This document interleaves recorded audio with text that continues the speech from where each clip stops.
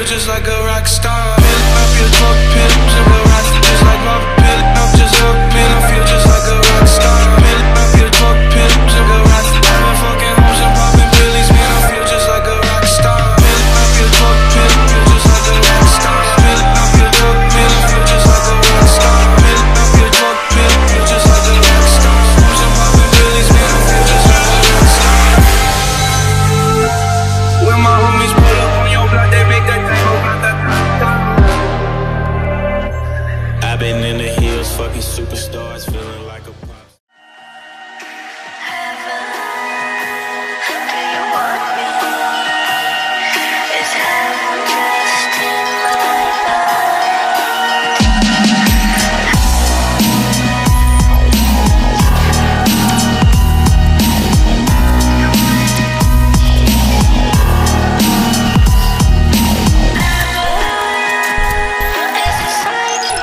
Welcome to episode 7 of my Road to Arnold. We are just out here getting some shots of this brand new limited edition Better Bodies. How fun is this stuff? Super fun. I feel like I'm about to go like into outer space or something. Super excited to have the new release stuff, and make sure you keep an eye on it, betterbodies.com. Limited edition, both of these, so there's only like 2,000 I think pairs in the entire world being made, so grab those ASAP. They're gonna go and they are super cool. Today we are hitting some glutes at the Mecca, so we are going to make our way to the gym. I'm going to give a full prep update for my SJF tribe. So this week has been a really good week of progress. I've been checking in with Kim a lot more frequently because my weight's been moving around a lot more, and I've been changing a lot from day to day as well, so like I look very different every day. So this week we've actually manipulated my carbs and my fats more just in this week than we have basically my entire prep. So a lot's been changing around this week just to make sure that we fine-tune everything you know, perfectly and bring my absolute best in a week's time. So I'm extremely happy with how I'm looking. It's the best I've looked a week out by a mile. I've been comparing photos even from a week before the Olympia, and it's like night and day. It blows my mind. So anyway, it's very exciting. I'm going to share with SJF Tribe and my exclusive prep update, my progress photos. I have my new bikini. I'm going to show that to my SJF Tribe peeps today as well, as I promised.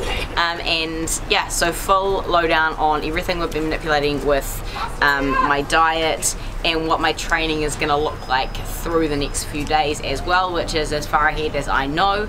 I fly out to Columbus on Wednesday, so you'll get this video on Tuesday. Today is Friday, and then Wednesday I'm flying out to Columbus, so we'll be filming for you in Columbus, but it's just all of those little details now. It's, you know, getting my nails done, all that stuff that's obviously very important, and it's kind of like a reward at the end of prep, which is great.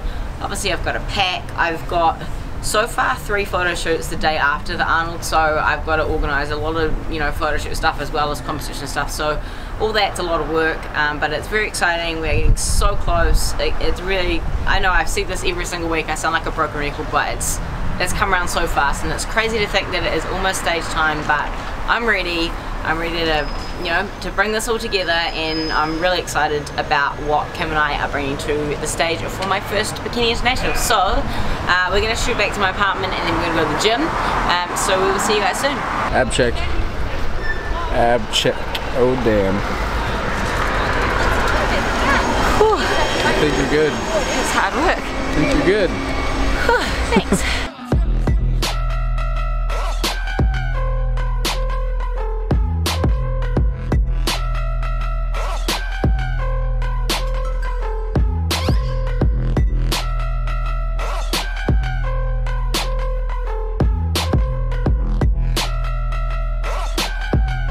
So just got back to my apartment from being out and about taking photos. I'm now going to do my exclusive prep update for my SJF Tribe membership platform. So if you are watching this on YouTube and you are not part of my membership platform, check that out. Click the link in the description of my video here.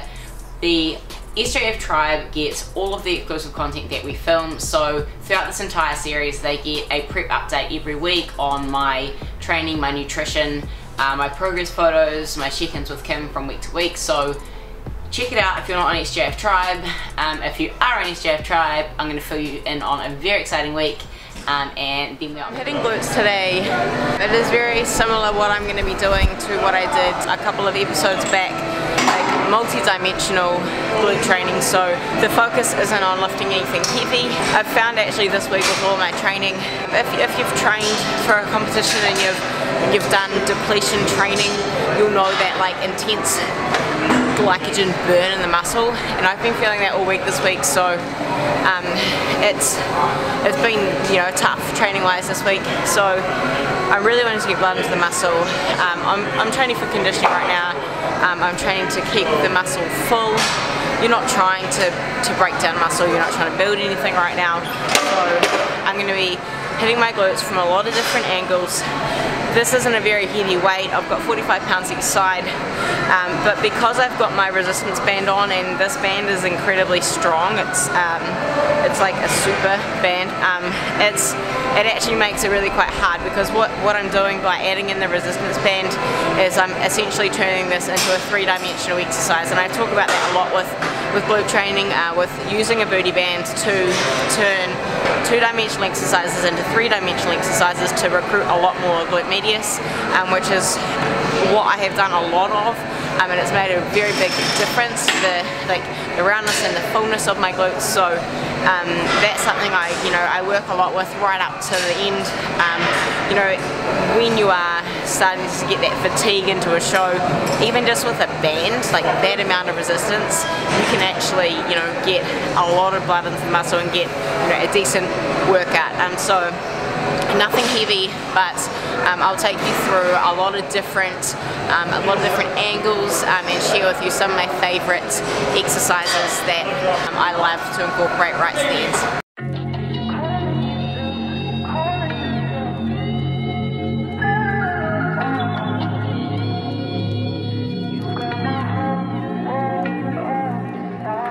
Undecided, reckless love, you're broken up and penniless. Done pretending that I'm what you miss, then pretending that you don't care. Well, simple does it, easy going. You're in and now you're out the door again. I'm looking at you from the sidelines, keep pushing me to the side. When your mind's made up, but you're calling me still, I'm hanging up. You're calling me still, you've got it now. You've got my whole world upside down.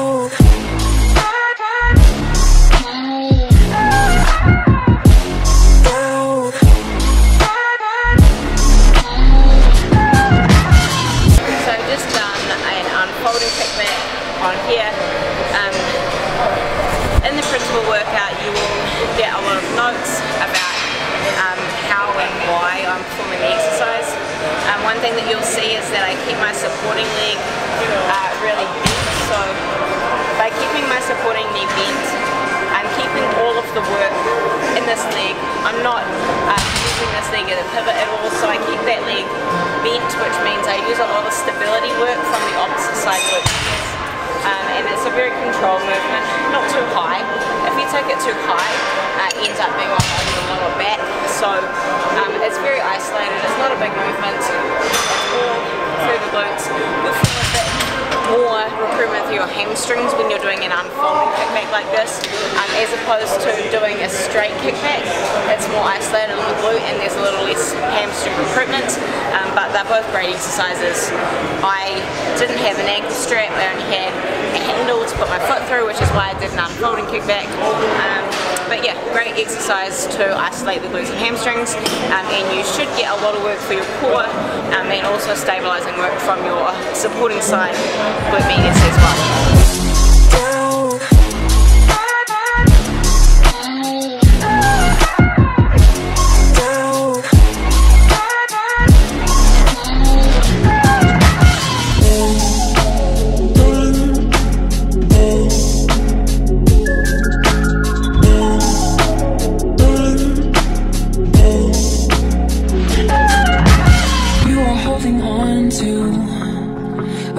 Love already gone, but I still let it happen. So here I'm using this kickback machine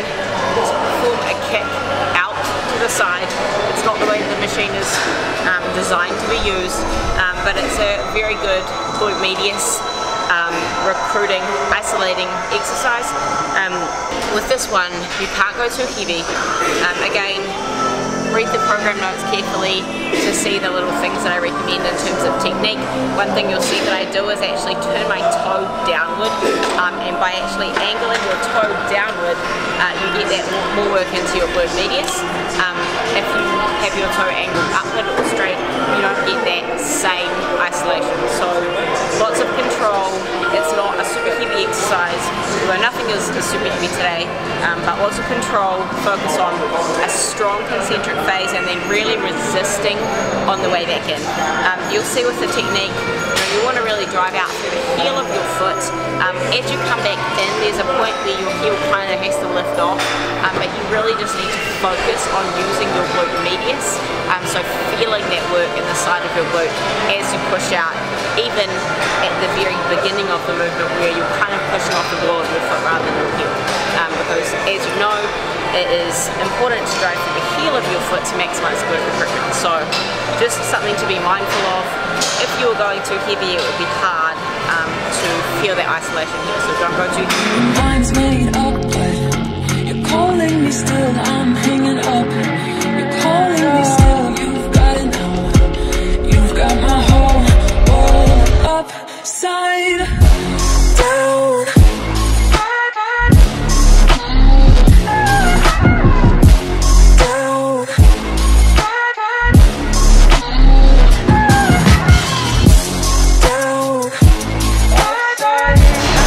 Talk about it. I don't want to sit on the ground because I don't want to get my unicorn pants dirty. Unicorn pants? You're recording me. We're on. Well, so what I've done is I've performed a hip thruster. I'm using the lying knee curl because it's, I mean, even when I'm not super lean, I like this because this padding is obviously much more comfortable than doing this with a bar. I do really like doing thrusters on the Smith machine. You can really load it up, but the lying leg curl is another really good alternative if you have one, primarily because this is so well padded that you can go heavy, and it's not like if you're using a free bar where you've got to worry about the direction the movement's in. Like, all you can do here is push your hips up towards the ceiling, so you don't have a choice of, you know, moving in the right plane of movement. All you're doing is really contracting your glutes to drive the pad up, and then controlling on the way down. So it's a very good way to perform an effective thruster, to be able to go heavy without, you know, having to worry about your technique. So important things: weight in your heels. Obviously you don't have to do this with a band. If you don't have a band, you need a band. But if you don't have a band, you can do these thrusters without a band. But what I've done to essentially change up this exercise is I've performed a thruster in combination with an abduction. So I'm increasing the glute medius recruitment just by using the band whilst I'm doing the thruster. So obviously you're really using your glutes to thrust your hips up. So as you extend the hips, you are contracting your glutes, driving the hips up. Then, while you're in the extended position, you're adding in a thruster. It is very challenging. I did one thruster and then 5 abductions and release, and that is very intense. If your band isn't as strong, you may be able to add in more abductions in between, but it's essentially, it's like a layering technique that I use in a lot of my training. You're making it more intense. You can tell I'm like 1 week out because I keep keeping my words all like but you're making it more intense by layering these exercises on top of each other, which is really good. Again, not super heavy, because my intent isn't to go heavy right now, but to hit the works from every single angle. So this is a real gem. So again, SJF Tribe, principal workout, all of the details, sets, reps, tempo, all the important technique cues. Check it out.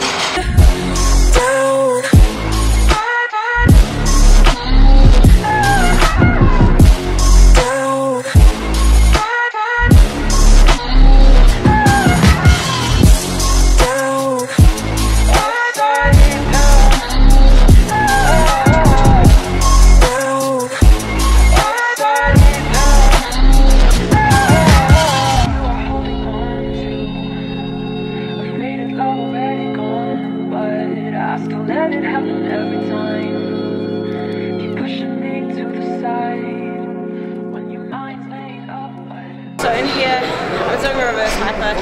I will usually do sets with a weight, and then when I can't do any more with the weight, I'll drop the weight and keep going. You've just got to make sure, I've said this in previous episodes when I've done this exercise, make sure that you're not using a lot of your back like I am right now in this awkward position, but make sure that the primary mover is your glutes. So you're literally squeezing your glutes. Say that one more time.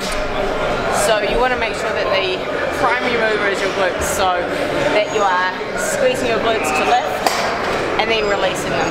Squeezing and releasing. So you don't want it to be too much in your back. I've got a very flexible back, so for me, it will maybe look like I'm really extending my back, but it's just, my spine is very flexible. So make sure that you are feeling it primarily in your glutes. So obviously if your back is more flexible like mine, it may look like it's more in your back, but mine's a muscle with your glutes. Squeeze, release, squeeze, release. That is the key. Upside down.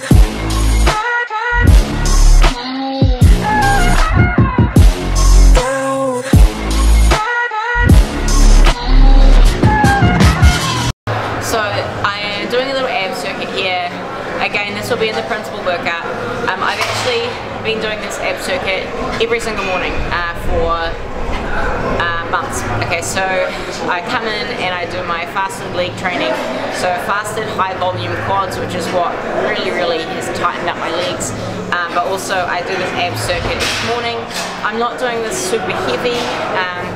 I want to keep my waist tiny and tight, and I actually feel like my waist is the tightest and smallest it's ever been, which is perfect.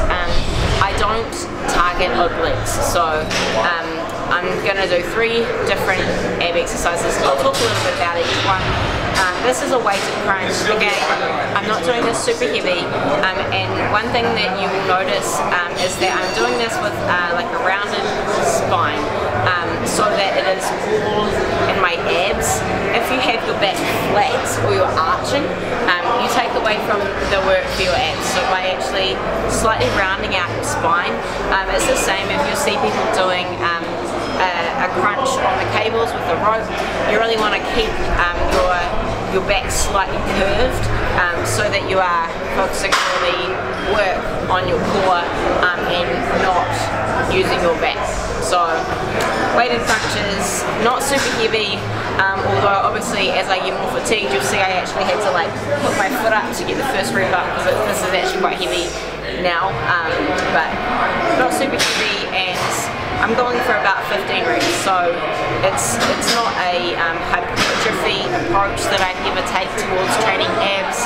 And obviously, abs are nutrition. Abs are nutrition. You're not going to get abs by doing 50,000 million punches every single day if your nutrition is not right and you're not lean enough to see your abs. So something I've been doing to really tighten and condition my core, but not a huge focus on strength or hypertrophy.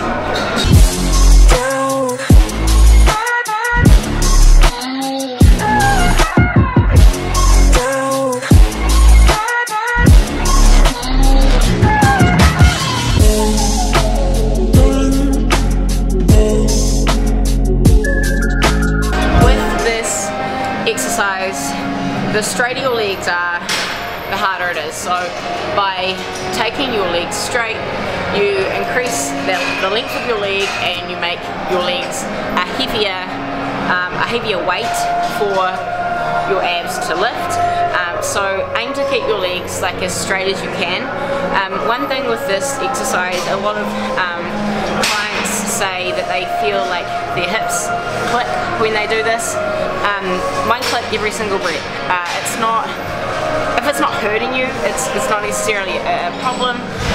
Sometimes it's just like a tendon shifting, or I feel like a little click in my hips every time.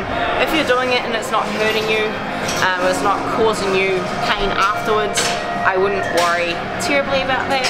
you know, sometimes we just have clicky joints. So with these ones, obviously you're using your lower abs a lot more as compared to the weighted crunches where that's a lot more upper ab focused. So you know, when you are hitting your abs, if you wanted to get your waist super tight, I would say, you know, stay away from doing oblique training, but what you do want to do is make sure you do hit the upper and the lower abs.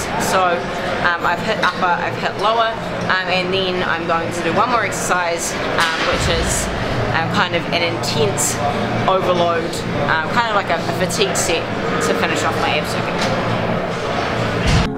A faded love already gone, but I still let it happen every time. Keep pushing me to the side when your mind's made up, but you're calling me still. I'm hanging up.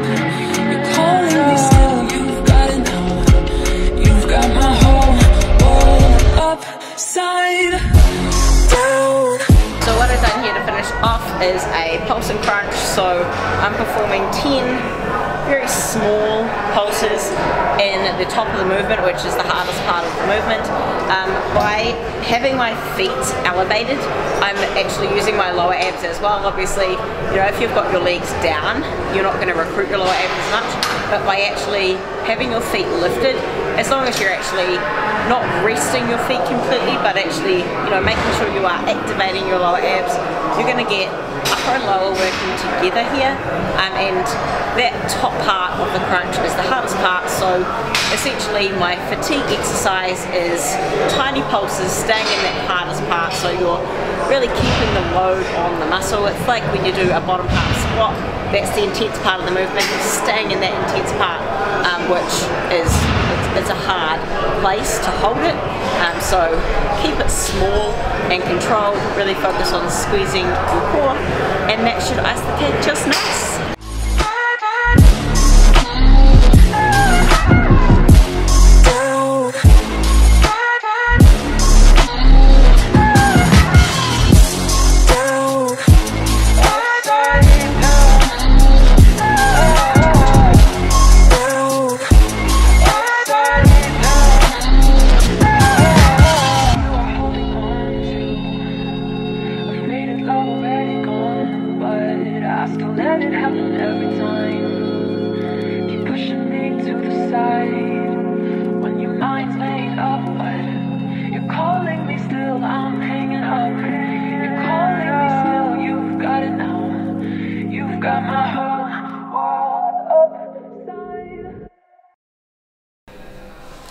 I usually don't get ab veins until like a week out, but I've had them for a while.